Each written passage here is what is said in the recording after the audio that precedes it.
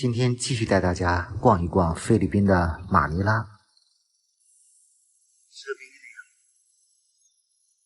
现在来到的是菲律宾的国家博物馆。马尼拉的菲律宾国家博物馆其实有3个，这3个博物馆相邻不远，离王城也很近。现在来到的是精美艺术博物馆，这里面主要陈列了很多现代绘画和雕塑艺术。虽然没有在世界上比较知名的艺术作品，但应该也呈现了菲律宾的最高的艺术水平。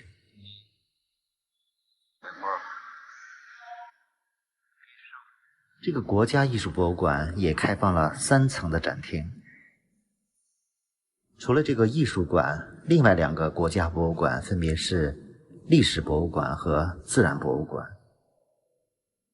那2个博物馆在上一期的视频也做了简单介绍。这3个博物馆都是免费开放的，所以来到马尼拉也可以顺便参观一下，毕竟这里是菲律宾物质和文化遗产的见证者。我们也可以通过博物馆来多了解一下菲律宾这个国家。离开国家博物馆，往前走不远就是菲律宾的王城。这个地方也可以叫做西班牙王城，也算是马尼拉历史的见证，是马尼拉最初的旧址。地图上这里显示的也被称作叫市中市。这片区域有很多的规模比较大的教堂。现在来到的就是奥古斯丁教堂，据说这还是世界文化遗产。正巧碰到教堂里正在举行一场婚礼，看来当地人很多人都会把婚礼放在教堂来举办。走进这个婚礼教堂看一眼，新郎和新娘还在里面拍照。这个圣奥古斯丁大教堂据说是菲律宾最古老的教堂，几百年来虽然经历过地震和战争，这个教堂仍然屹立不倒。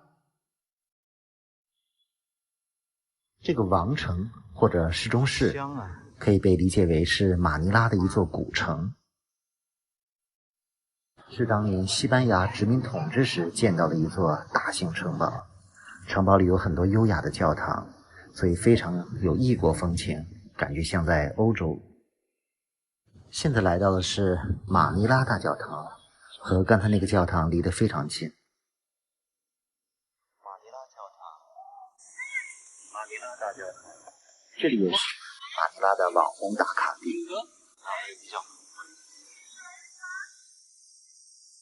教堂就在整个王城的最中心，进里面简单参观一下。这2个大教堂内部的浮雕绘画都非常的逼真灵动，阳光透过彩色玻璃照进内部，非常的美轮美奂。教堂入口处的2楼，大型的管风琴。教堂门口一个漂亮的广场，在古城里可以坐这样的马车观光，还是非常有感觉的。这些都是西班牙殖民时期留下的建筑。圣地亚哥城堡，圣地亚哥城堡门票不到10块钱。继续徒步来到了圣地亚哥城堡。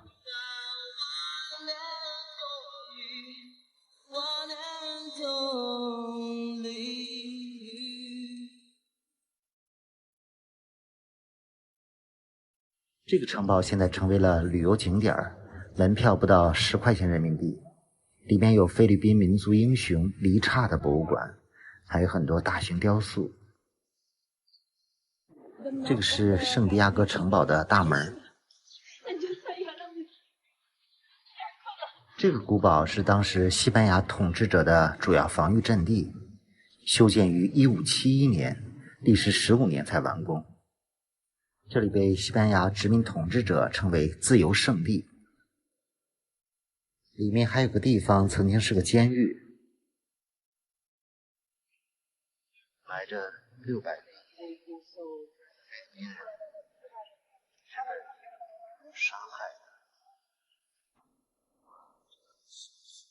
下面好像还有个地牢可以进去参观。城堡旁边就是一条河。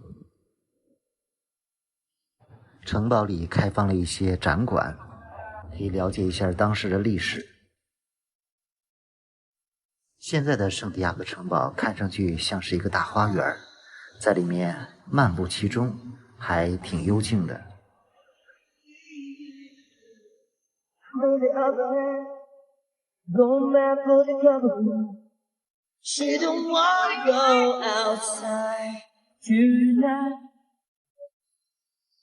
城堡里还有一些比较有特色的店铺、咖啡馆，所以可以在这里休息休息。现在离开了马尼拉的王城区域，准备去海边看一看。作为首都，马尼拉的城市还是比较大的，有一些区域是非常的现代干净的，尤其是一些商业区非常有特色。这个临海的大道也不错，我就这样沿着主要的街道走了2公里，来到了马尼拉湾。常常有日落，马尼拉湾。这个马尼拉湾也是当地人看日落的一个地方。这个地方实际处于城市非常繁华的地方，所以来这里看日落的当地人还挺多的。这片海滩虽然是免费开放的，但是还安排了出口和入口。现在正好是彩霞满天，估计可以看一看这里的日落了。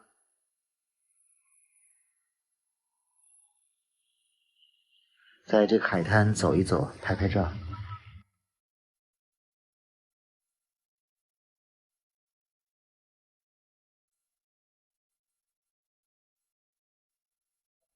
这个马尼拉湾还是挺优美的，一望无尽的海洋和沙滩，是一个休闲度假的好去处。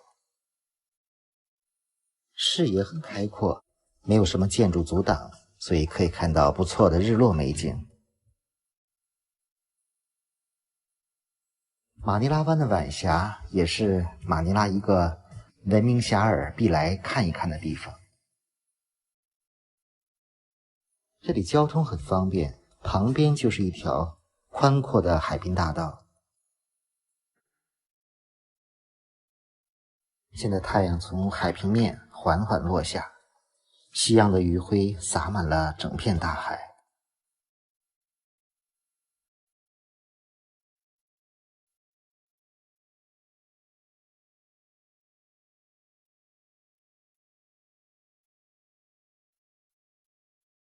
太阳似乎落进了一片乌云之下。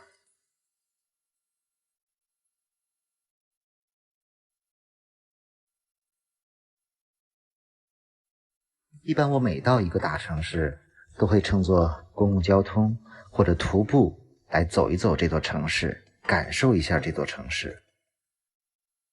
很多人一直在问东南亚的旅游是不是安全，我觉得在大城市应该是没有问题的。起码像我这样一个普通的旅游者，就是抱着纯粹的旅游心态，所以体验的更多的是当地人的热情、淳朴、善良。太阳在沉入地平线之前又露出来了。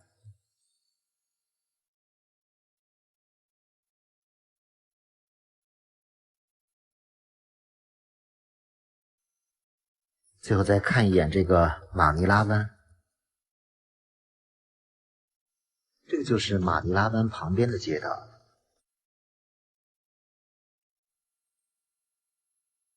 马尼拉的市中心其实有不少5、60层的建筑，有一些商圈，尤其是建在公园里的商场，其实是很有特色的。这边也有不少高档的酒店。从这条商业街穿过去，准备坐轻轨回酒店。我这次在马尼拉也只是停留了1个白天的时间，在市区里逛一逛，马尼拉的主要景点，晚上打车去机场。是马尼拉机场 T3 航站。现在来到了马尼拉机场，准备从这里飞回国内。马尼拉机场也有4个航站楼，这里是 T3 航站楼，也是比较大的。我最终订的机票是从马尼拉飞到深圳。好多人。机场最后一餐，把剩点零钱都花了。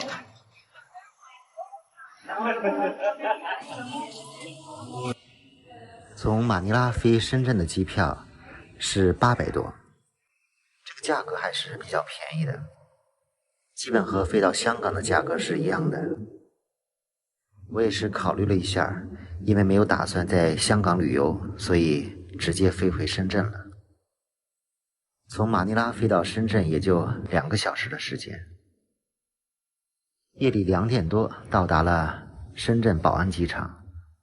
我这次的东南亚之旅也是经历了将近3个月，幸好这3个月还是非常平安顺利的。回到国内先休息一下，再考虑接下来的行程。